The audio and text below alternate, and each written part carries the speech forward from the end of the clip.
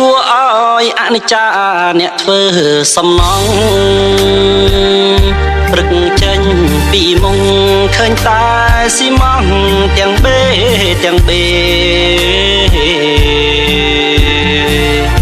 ថ្ងៃឡើងរៀបឥតយប់ចាំងខ្លងសេពេលទំនេរឆ្ងាយពីភ្នែកមេលួចទេទៅស្រី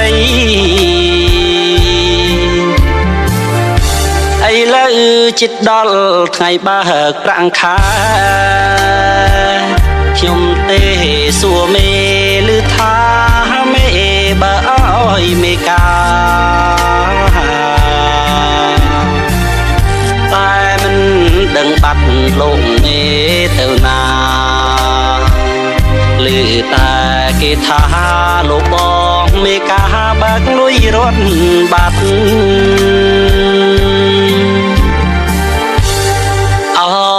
វិស្វករអើយសាងសង់ធ្វើអ្វីបើដែកសរសៃខ្ញុំលួចលួងអង្គហើយនៅសល់ក្តារពុំសែងអត់